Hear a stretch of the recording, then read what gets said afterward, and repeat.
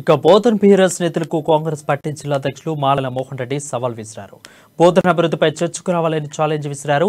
అదేవిధంగా మరో 90 రోజుల్లో కాంగ్రెస్ జెండా ఎగురవేస్తామని ధీమా వ్యక్తం చేశారు.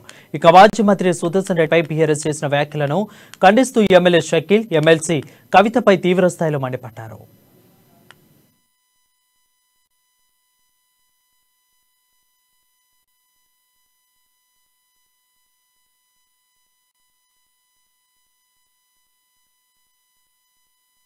గత 2 పర్యాయాలు ఎమ్మెల్యే కలిసి ఏ విధంగా ప్రజల సొమ్మును దోచుకున్నాడు అనేది ఆ బోధన నియోజకవర్గ ప్రజలకు. ఎందుకంటే సుదర్శన్ రెడ్డి గారేమో ప్రజల పక్షాన ప్రజలకు అనుకూలమైన పనులు చేస్తే, షకీల్ గారేమో ప్రజా సొమ్మును ఏ విధంగా దోచుకు తినాలనే ఒకే ఒక కార్యక్రమాన్ని ముందేసుకొని గత 9 సంవత్సరాలు గడిపినటువంటి చరిత్ర షకీల్. దానికి వంతపాడినటువంటి చరిత్ర శాసన మండలి సభ్యురాలు కవిత.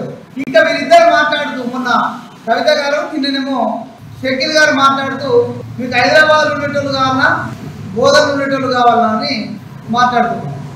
ఎవరు హైదరాబాద్ ఉన్నారు, ఎవరు ఢిల్లీలో ఉన్నారు, ఎవరు దేశాల పూట తిరుగుతున్నారు తీద్దాం. ఇప్పుడు సుదర్శన్ రెడ్డి గారు బోధన నియోజకవర్గంలో నిజామాబాద్ జిల్లాలో ఎన్ని రోజులు ఉన్నాడు సంవత్సరంలో, ఈ లాస్ట్ ఇయర్లో విదేశాల్లో ఎన్ని రోజులు ఉన్నాడు అనేది ఒక లెక్క తీద్దాం.